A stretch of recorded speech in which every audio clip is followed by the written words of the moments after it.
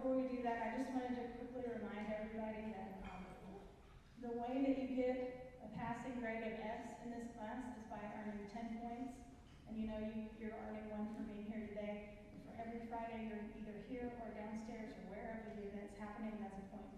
And you need 10. So if you have to miss for an illness or for a legit reason, like there's a choir trip today, I know, you don't have to send me an excuse. I mean, I don't mind if you do. I'm not mad at you if you do. It's a good habit to get in of telling your professors when you're not in class, right? But for this class, I really don't need it because it's already built in. You don't have to be here every week. Does that make sense? So if you're not going to be here, don't worry about it. Just make sure that you get 10. Now, if you have a reason why you can't get 10 and it's a real excuse reason, then we can talk. But that's 4 absences built in on Fridays. So that should cover you for what you need to do. So you don't need to send an excuse to me or to Veronica. We're okay. And if you have questions about your Blackboard, let us know. I just want to remind you again, because some people have been asking, why do I have a 0 for 100A? I'm not in 100A. Well, that's just how the grade book works. I have all in one group, and if you're not in 100A, you should have zeros for those. You don't need to worry about them. Just totally ignore everything that says 100A. All you need is the total of 10 in the end. So all the zeros that you'll see that look red in the grade book, they don't matter at all. So do not worry when you see red in your grade book. Just ignore it. All you need to look at is that total number at the end. So, I'd like to introduce to you virtually. She couldn't be with us in person, but I'm so thrilled that she's on Zoom. I'm really glad we have the ability for her to present this way and share this great information with you guys.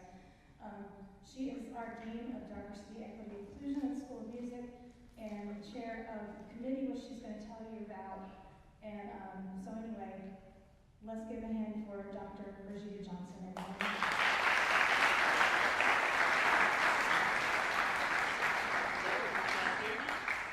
Thumbs up. All right, everyone can hear me? Okay. I can't. You guys hear me? Uh-oh. We heard you earlier, but we don't hear you now. You don't hear me now? Let's see. Oh, wait, I know what it is. Hold on. Try again. Can you hear me now? Yeah. All right. Like I see some movement, so thank you for having me. My plan was actually to be there in person, but I have had a family emergency in Atlanta, so I've been working remotely from there. But before I start, I know we want to record this, right? We do want to record this? Yeah. Is that true, Professor? We want to record this? You don't need to. We're recording it. Okay, great. So I don't have to push that button. Okay, great. So yes, I wanted to be there in person. I'd like to kind of meet the students in M100 in person, but like I said, I've been working from Atlanta remotely for almost a month now with the family emergency, health emergency. So I'm glad I'm able to join you guys virtually. Please ignore my background or like it. The world music class this week was in Timbuktu at some point, so I had not gotten a chance to take down our Timbuktu backdrop from West Africa. But as Professor Mitch just said, I am Dr. Brigida Johnson. In addition to the Associate Professor of Ethnomusicology at the School of Music, I'm also your Associate Dean of DEI. And hopefully your first year has gone by really smoothly at this point, and you have just enough energy to make it to fall break. And we want to definitely hope you're getting to know more about USC and how to become successful here and starting to build your own community here in the School of Music with your peers and along with your peers, but also the faculty and staff. So your undergraduate representative, Julia Jacobson, and I wanted to stop by to say hello, virtual hello as well as in person hello, to share with you some of the resources we have here in the School of Music connected to diversity, equity, and inclusion, but also some of the initiatives we've been doing, as well as how you can get involved in DEI, as well as resources to know where you can get certain things. So that first slide is just showing you kind of our roadmap for the day. We're going to have some time a little bit with Julia. She's going to share with you one of her initiatives around DEI as well. So just to let you know, give you some information, put some names to faces, our current DEI committee consists of 2 faculty, 2 staff members, and 2 student representatives. We have one for the undergraduate as well as graduate student population. So they are, for this year, Jennifer Mitchell in admissions and the front office staff, Caroline Earp from development, Professor Sarah Williams from the music history area, jazz studies professor Colleen Clark are also a faculty rep, and then of course our student reps, last but not the least, our graduate rep Kenneth Green II, and who you see there in the hall with you today, your undergraduate representative Judith Jacobson. And so we usually have different opportunities for you to serve, and so being a actual rep for the DEI committee is one of those, and we'll be sharing some more with you a little bit later. And also, give you a little bit of history about this committee and where it came from. And so our committee, as well as the position I hold, was initiated back in the fall of 2017 when our then provost, Dr. Joan Gable, came and wanted to kind of help us lead the charge to make sure every unit on the campus had an official DEI dean, as well as a unit-specific plans to establish, expand or enhance any of their efforts related to diversity and inclusion in any areas of those around student population and student success, enrollment, staff and faculty diversity, as well as creating environments for success regardless of the person's background or their status. And so in addition to racial and ethnic diversity, which we often think about when we think about DEI, we're also thinking about things and identities such as gender presentation, age, ability, nationality, class, religion,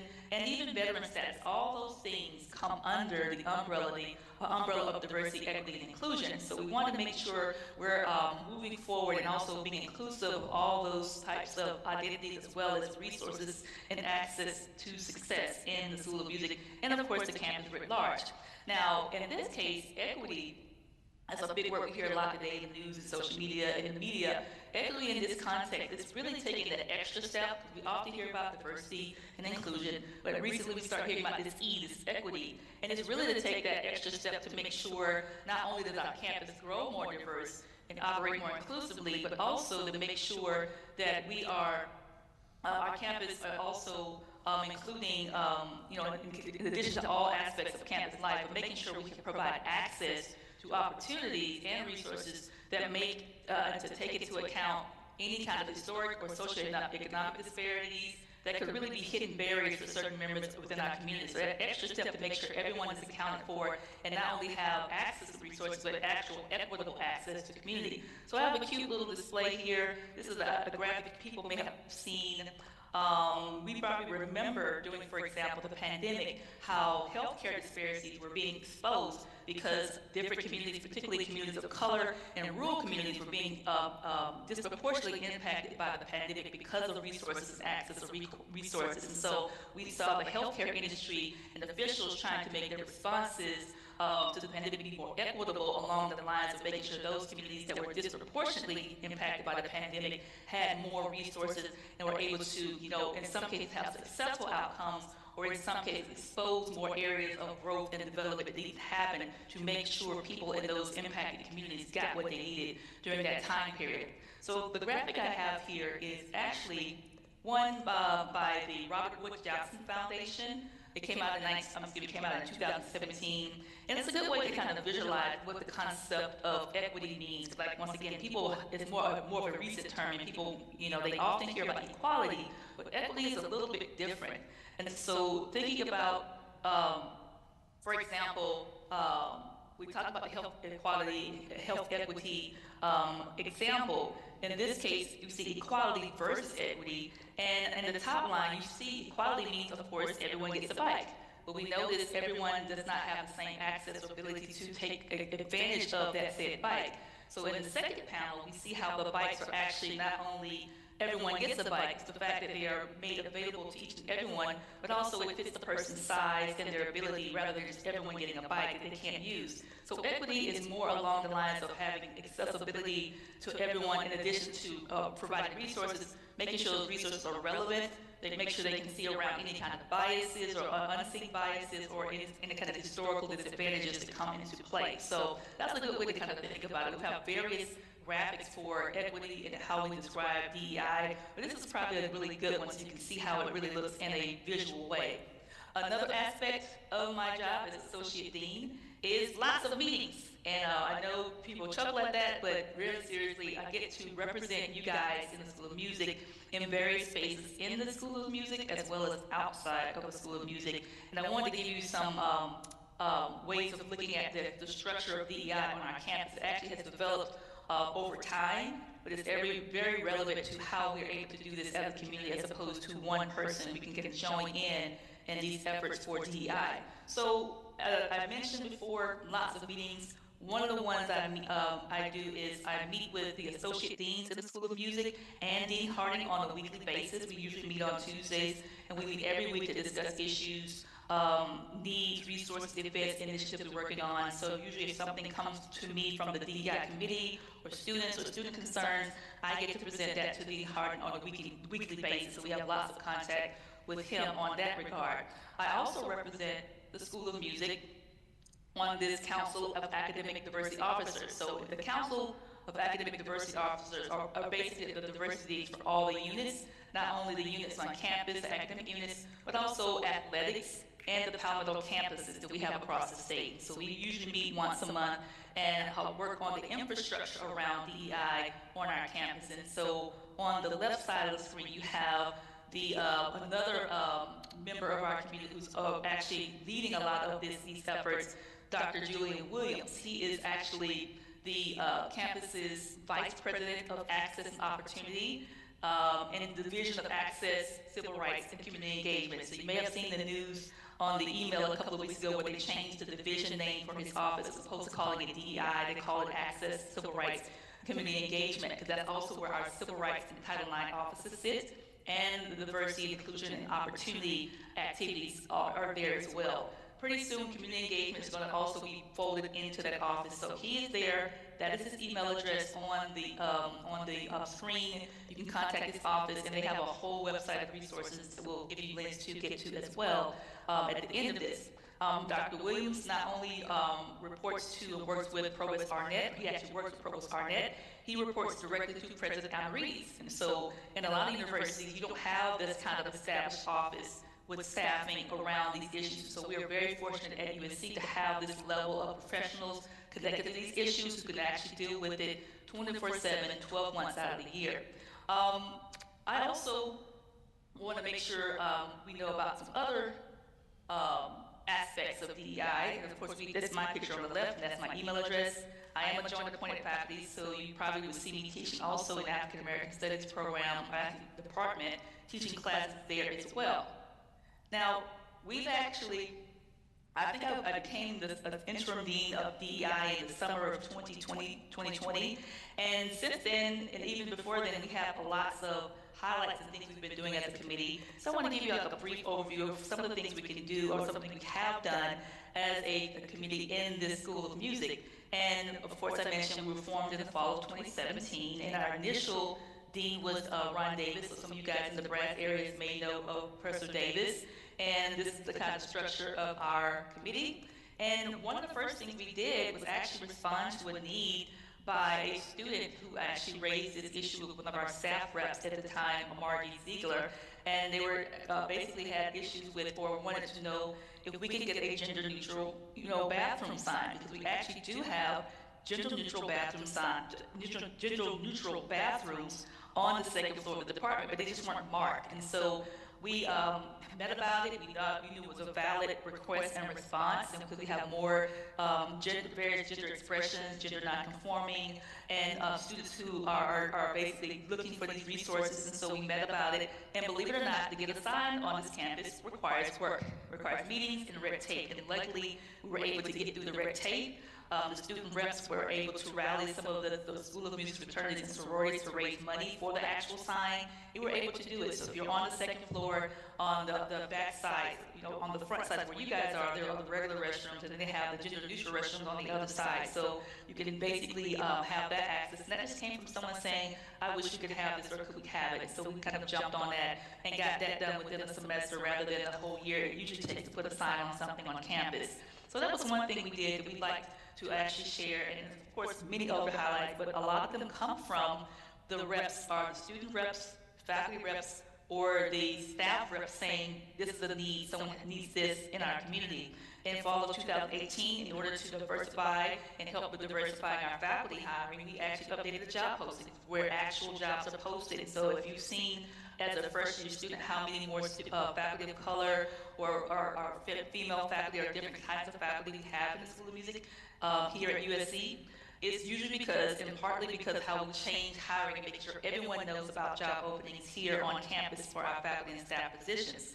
Also in 2020, we started our policy or practice of issuing statements against injustice. So we know 2020 was a huge year for injustice statements and social justice activism around the loss of George Floyd, Breonna Taylor, and others.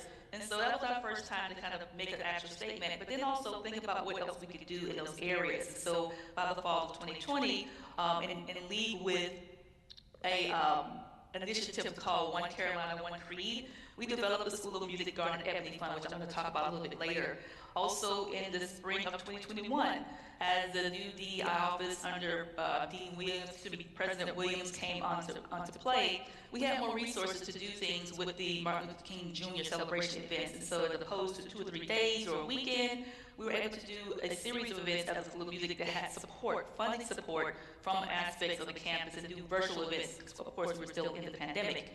And then in 2021, we were able to start a School of Music Social Justice Award.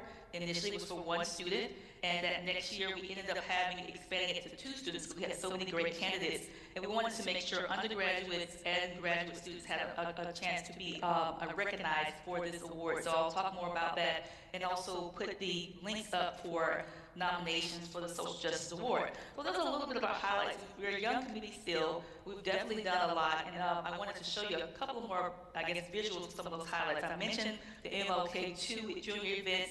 The first year, 2021, we were able to do a broadcast of a recorded concert from 2020 by Mike Harley and Southern Exposure did a Richard Greener concert in November 2020 outside the Russell House. And we were able to rebroadcast it during that year, but also include a conversation with one of the composers, Jeff Scott, of Amani Winds and at Oberlin University, and local baritone Kendrick Williams. And so we were able to bring in the campus community to this particular performance, but also help celebrate and commemorate Martin Luther King Jr. That same month, a couple of weeks later, going into Black History Month, a student group, one of our students, former actual recent alum, Nigel Gant, the guy in the middle here, had his own band made up of his family as well as USC music students. And they actually performed, they programmed and recorded their own concert off in, I think, Lugoff, South Carolina. And they were able to get some funding from the Office of Access and Opportunity to actually, do budgets and do some actually filmography and those types of things. And they recorded the concert, and then we live streamed it, and they had a Q&A with some of the band members during that year. So that was a good performance. But in this case, they actually got paid for their participation. Because oftentimes people like to just bring over School of Music students and just have them play for free. In this case, the office was interested in making sure they helped support their efforts by giving them compensation to produce the film as well as to pay the band members, which were basically University of South Carolina students. Let's see. And I'm almost done with our kind of highlights, because I'm going to turn it over to Julie in a second now. But what we did last year, this was also in response to wanting to do more than just public statements. Of course, in the aftermath of the attack on the Asian American community in Atlanta a couple of years ago, we made a public statement, but we were going to do more. So we did an actual roundtable when it happened.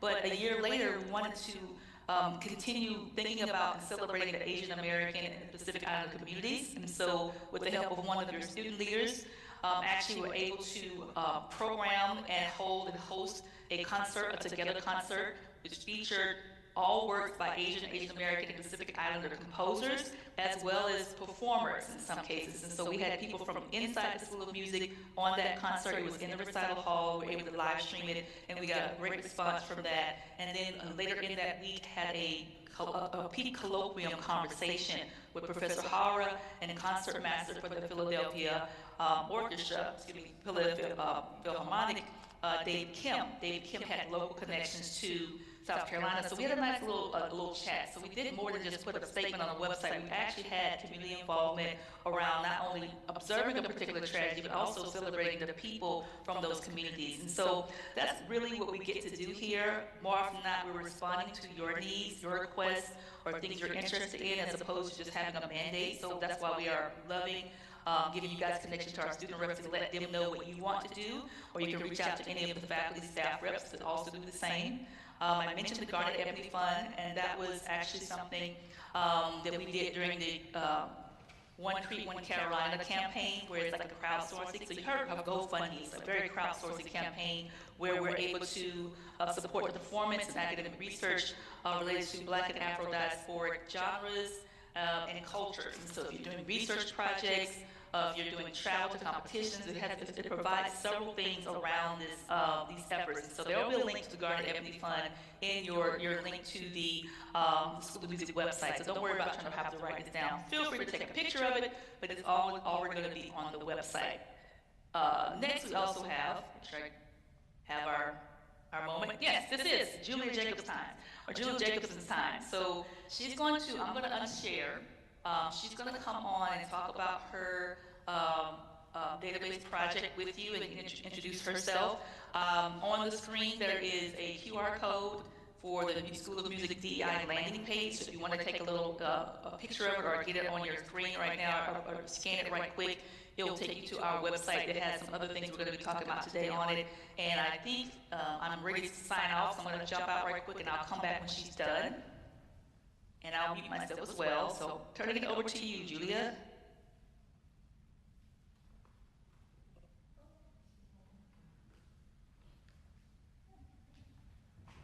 Thank you, Dr. Johnson.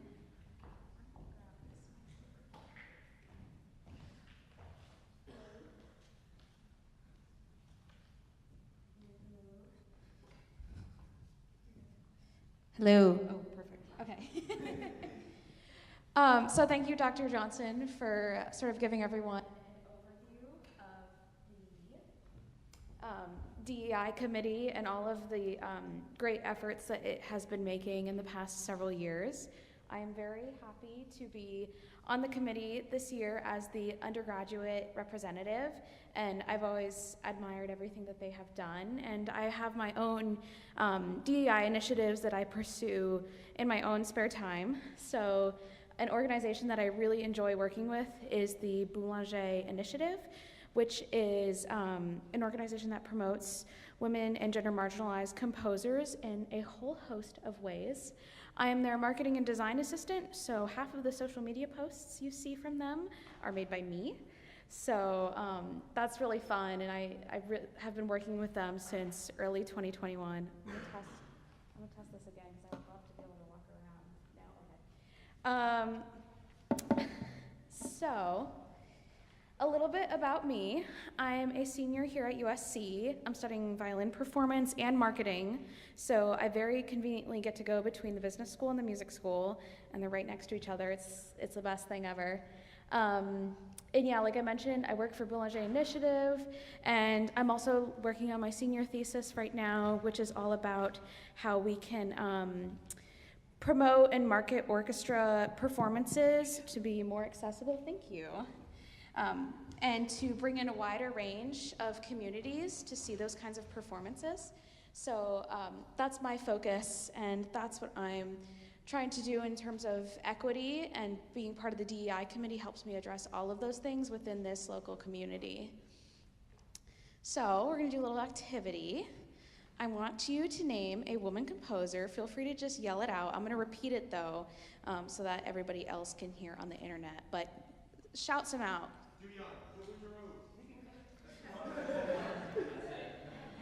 Okay, can we have some louder, like one at a time, but louder?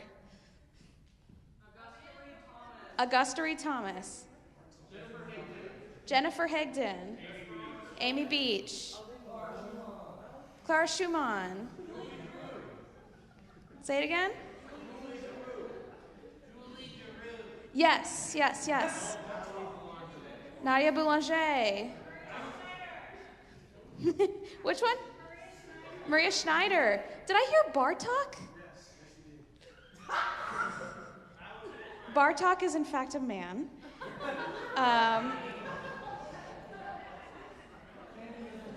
Fanny Mendelssohn, Rebecca Clark,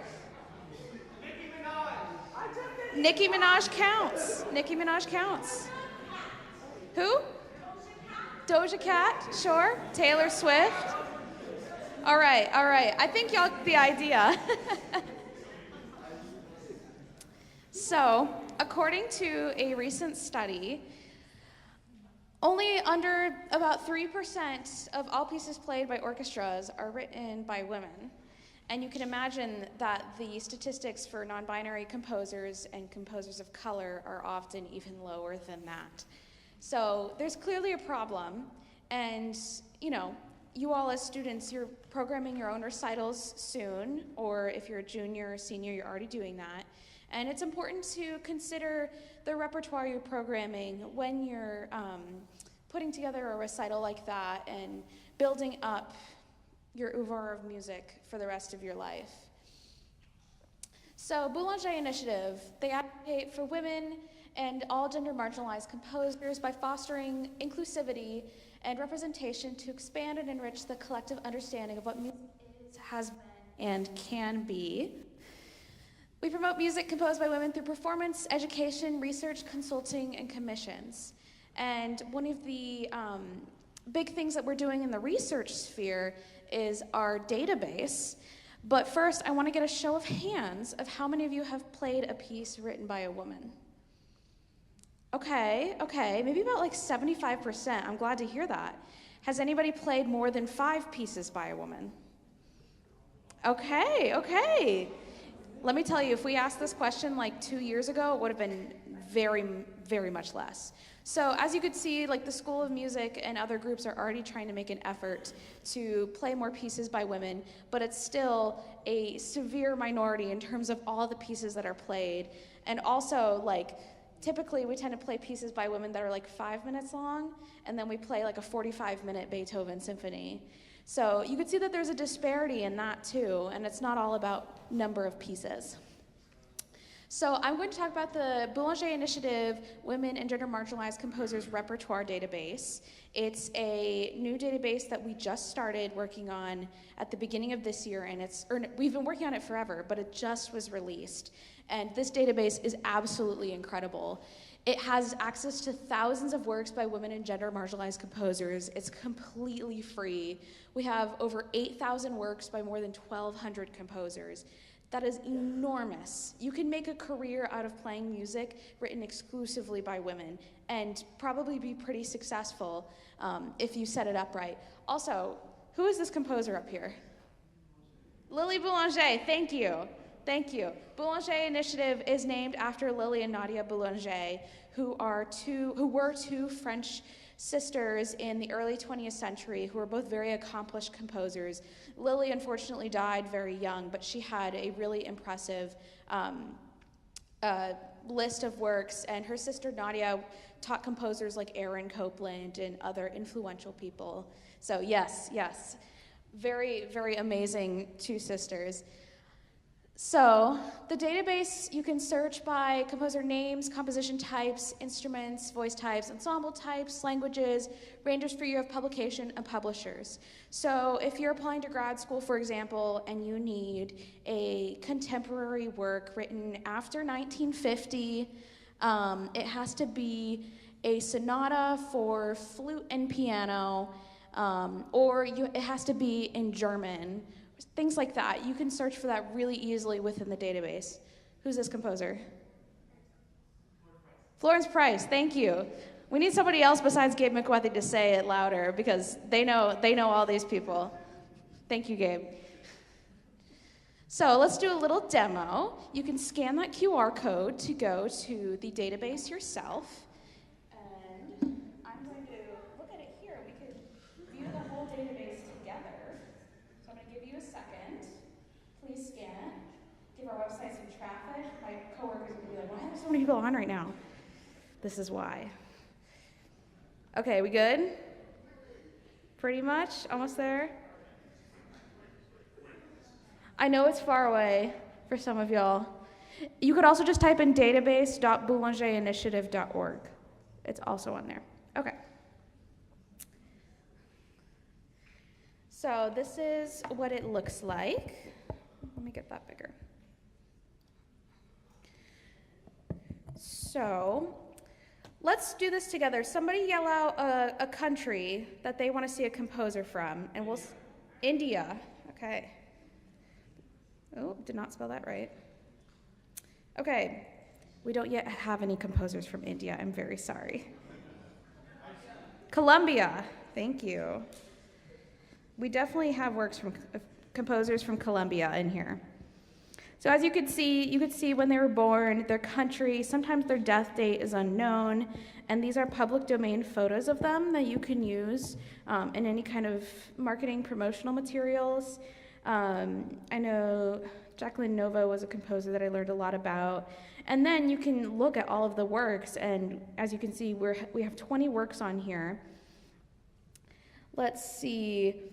Solo electronics, length 18 minutes, 30 seconds, published in 1972.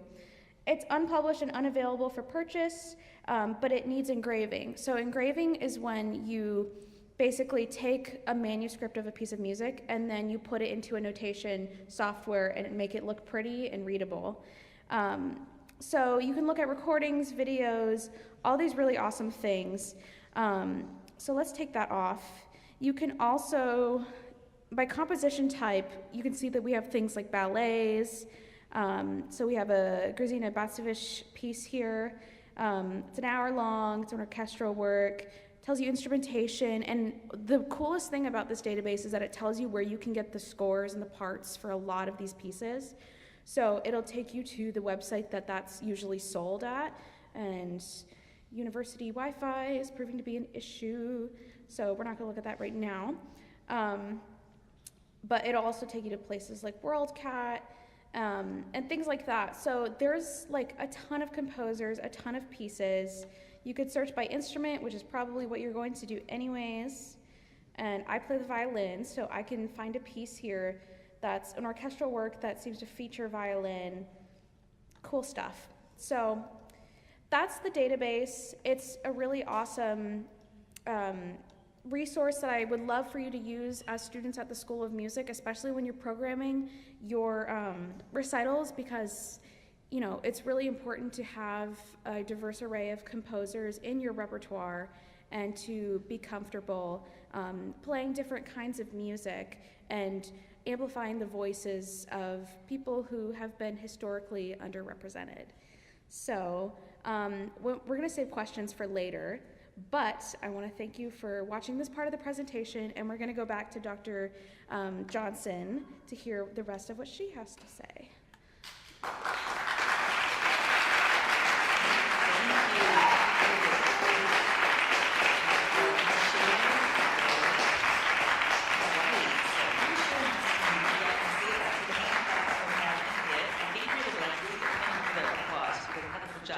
On a very important database, and so I'm going to jump right in. I want to make sure we have some time for Q&A, but in this case, I know you guys are great at reading websites, so I will probably skim through some of this, but I definitely wanted to let you know, and also on your screen on the side here, I think you should be able to see it. Yes, the Social Justice School of Music Social Justice Awards QR code. And so this was something we started back in 2020, because we know we have a lot of students who do a lot of activities that have to do with DEI-related issues or topics, and we wanted to make sure we gave a chance to recognize their efforts. And so in this case, they may do things like class planning, course curriculum things, outreach types of activities, and so we wanted to be able to celebrate these students in School of Music on the undergraduate and graduate levels who kind of do this type of work on their own and outside of their own responsibilities. And so in some cases it could be community engagement, equity dialogue, programming, like we see with Julie's Boulanger project, those type of things. Our graduate student reps are also very active. We have several database projects going on, and in some cases some equity and accessibility type of programming that students have done in their own work with Spark. And so we've had established this awards back in 2020, and this is something you can apply for, or you can, if you know a friend who's doing this kind of work, you say this person needs to be recognized, you can definitely put their names in. So there's a little form on the QR code where you put their name and your name in some cases of the nominator and your status, and also write a little bit of a blurb about why this person should receive that award. We're opening up nominations early this year to make sure everyone gets a chance to send a name in, and the deadline is over in the spring and in March. And so if you see someone working on a project,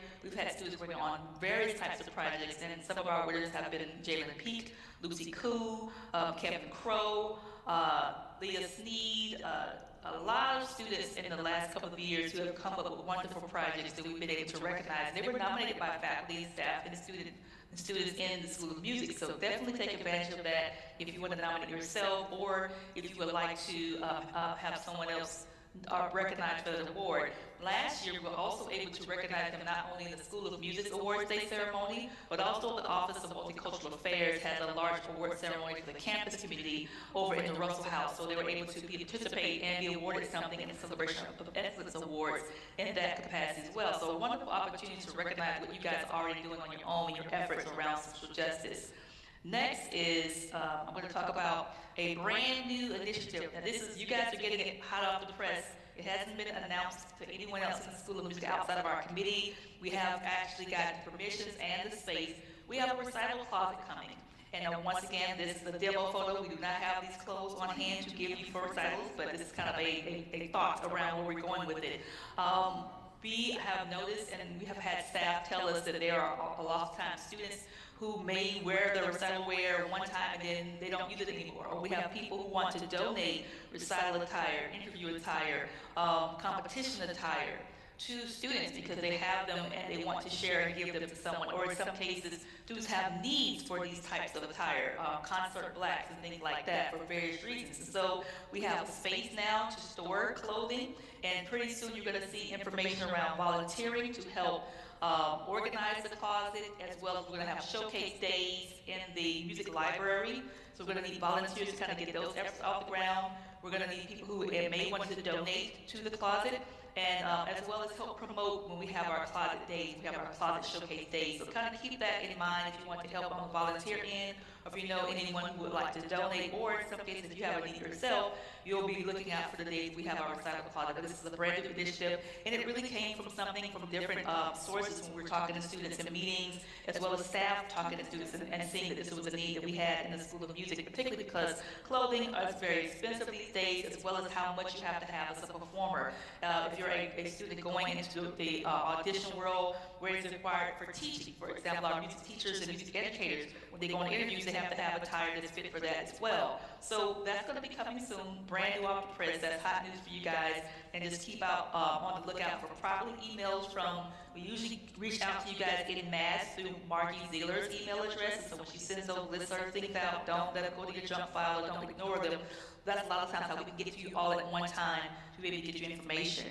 Of course, I'm going to end with some information around the goals of DEI for School of Music. These are very much boilerplate, and kind of what we think about as our guiding principles. We don't have specific concrete things because we like to be mobile. We like to be flexible around what we're doing in the School of Music, where it's relevant for us. We don't like busy work around DEI. We want to make sure it's relevant to you guys as students, as well as our faculty and staff. And so, and one of our goals is to improve the racial, ethnic, and gender representation of our student body, staff, and faculty. We've actually seen that over the years for various reasons, and so we're moving in a good direction, and we still have some ways to go. We definitely want to keep that in our forefront, to continue to diversify and have a very inclusive environment here in the School of Music. Also, as we mentioned before, that equity point, making sure when we have people in our community, they have access to key measures of success, promotions, awards, ability to travel in some cases, the things we all want to do as music professionals. We want to make sure everyone has access to that and not be barred because of any kind of unseen or invisible barriers. Create, promote, success, create, promote, support, and assess a campus culture and climate. So kind of looking around and see how things are going. A lot of times people put initiatives out there and never test to see how it's going, they never check in. We want to provide mechanisms to check in with you guys. So sometimes they might be inviting you to our DEI meetings, sometimes it could be initiatives, sometimes it could be surveys. So we want to make sure we're keeping on track to what you guys want from us and not just doing random things. Also, we take ownership of things. When things don't go right, when people make mistakes or say the wrong thing, we take ownership of that and we move forward. We engage with students. We like student engagement.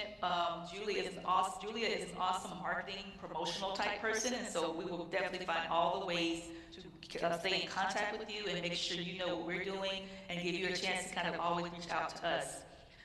Inviting and involving the entire faculty, not just select individuals. And so in this case, as you mentioned, we have 2 faculty reps, and so we try to rotate them every 2 years. And so you'll see faculty reps from all parts of the School of Music and make sure everyone has a hand on this. Oftentimes, your faculty call me or your professors call me. I had a call from one of your professors this morning about a particular issue, and we try to get some access to things for them and make sure they have what they need for you.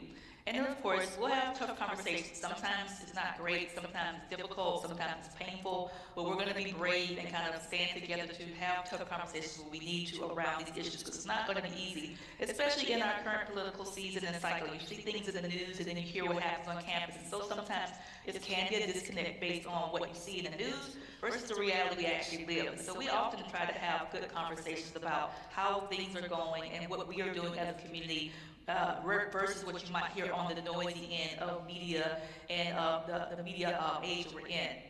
Lastly, holding people accountable. So if things are going wrong and we have to deal with people in particular, issues or policies, we will get on it. We have done that before. We've made changes before. We've self-course corrected before when we see things are not working or particular aspects of what we are doing is not working, not just us as a committee, but us as a community. So we've had those issues, and Dean Harding and I have jumped right in to make sure policies and practices are on board and making sure everyone is protected, safe, and have what they need. Now, how do we find me? So in this case, you have that QR code. This is what our website looks like. It is very much kind of what we've been talking about today, but the resources, basically, if you click on this resource list right here on the left side of that screen, it will take you to all the campus resources we have. And I actually made a list, and so it includes things like the OMSA, Office of Multicultural Students Affairs link, Dr. Williams' office with Office of Access Opportunity, Safe Zone Training, Office of Students with Disabilities, all those disabilities access, and a lot of other resources we have, CTE, are on that link and resources. It's basically a drop down. This is just a screen capture. And of course, my picture, there's my email address, bjohnson, very easy, at mozart.sc.edu. That's actual, basically a tag that a lot of older faculty have here, that mozart.sc.edu. It's a School of Music only tag for emails. So if you email me there, I can get you information, or I can answer questions, or we can even meet. I'm still, even though I'm working remotely, I still take meetings when I can with students via Zoom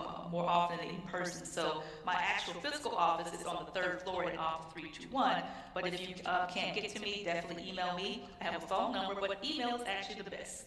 My office phone, it rarely rings, and so emails tend to be how people get in contact with me and make adjustments and plans. Also, this is the resources I mentioned. In addition to all the resources, right here on the right is to report an incident. So in the event, then we don't want that things to happen, but we know things do happen. In the event that there's an incident you would like to report and you don't feel comfortable talking to me, or you're not sure if you want to talk to the dean, there's a bias and hate incident form that we have on campus, and it's a very robust website, and it actually it's not just like an empty form. There actually are people behind the form to help you with various incidents or something that happened. In some cases, you may see someone else go through something or witness something, and you want to report that and get some answers or get some questions or guidance about that thing. So this is basically, as it says, the goal of the university is unified and inclusive campus environment, and incidents and bias may occur, but in this case, they're a way to submit a report to get someone to look into it to help you out. And then basically click on it. I'm going to actually show a little bit more of that screen, because I want to make sure a lot of times you don't know what to call, who to call until something happens. And so I want you to have some awareness of this link before an incident happens, or someone may come to you and say, well, what can I do? Or I think I'm in trouble. You'll know exactly where to go to get that resource if you can't reach myself or Dean Harding or one of the reps. So the resource link goes to all these places here, as I mentioned before: peer advocates for LGBT plus members, veteran services, the Office of EOP has been kind of refashioned, and also the Office of VP of Research, where you have scholarships and funding opportunities for minority research projects. But also, to get to me, besides my email address, there's a Share Your Views tab on the Diversity and Inclusion website of School of Music. You click on that, you put your name here, and that goes right to my email box. So it's the same thing. If you can't remember B. Johnson at Mozart, click on this website, and it'll send you right to me. Now, lastly, that bias incident report. I won't go through the whole form, but I want you to see it so you can see the types of things that can be reported. It's not just racial incidents or ethnic incidents. It can also be gender, it could be age discrimination, if you see bullying, if you see online bullying or digital bullying, if you have yourself or someone who may be experiencing some stalking, it covers all those types of things, various assaults, domestic violence, it covers lots of things, or hostile environment. So for example, if you see people having problems with their roommates that are very much crossing the line, you can make a report, and they will basically have someone call you back to ask you more questions and figure out how to get you some help. I've had an incident where a classmate told me that their friend was being stalked by their boyfriend. They were hiding at home in another county. And so we were able to get that person some help, some protection on campus and off campus, as well as alert the campus that something was happening in basically a 24 hours time period. So if any of these things happen, this is the place you go if you can't reach any of us to help you with that. And it's actually put in an actual document. You don't have to put your name on there. It can be anonymous if you want, but if you do put your name on there, they will definitely move quickly to get back to you to make sure they can get you information. But reporting regardless, gets it in the system so someone could be aware that things are happening. And oftentimes what they'll do is just call us and say, hey, be on the lookout for these things. We've had reports of something. So it lets us know, even if it doesn't let us know specifics, if you don't want to put your name on it, that something is happening and you may need some help. And that's the other part of the form. Like I said, it's a very long form, but it has ways you can put in written text, file text, as well as video or audio text. So we had someone who put a report in, and they had audio of something that happened, and they were able to upload the audio and get a response from the team very, very quickly. So that's something that's new.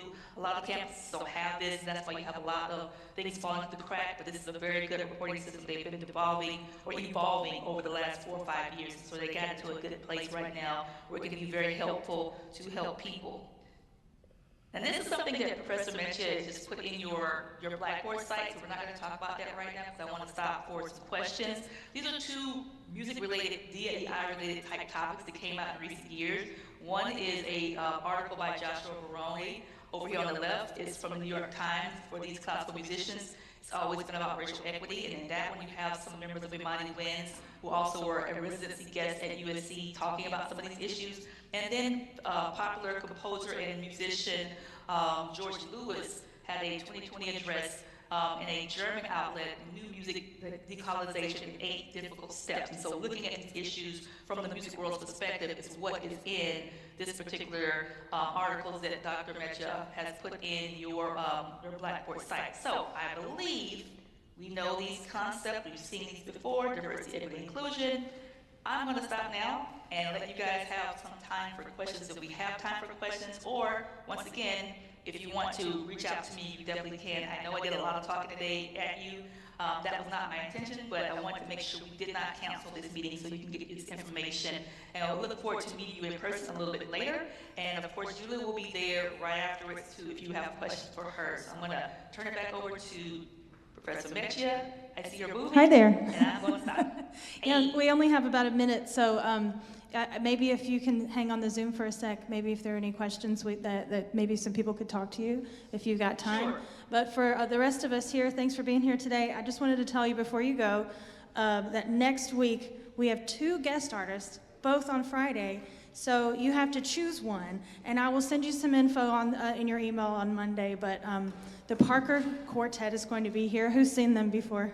The string quartet, they're incredible. They're going to be doing a master class here, probably, I assume, working with some of the string quartets. So if you're a string player, you probably want to be at that. That's going to be here at 110.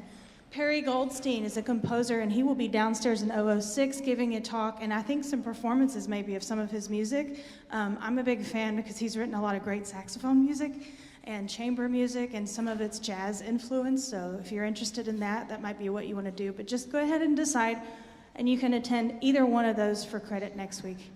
Okay, thank you. Thank you.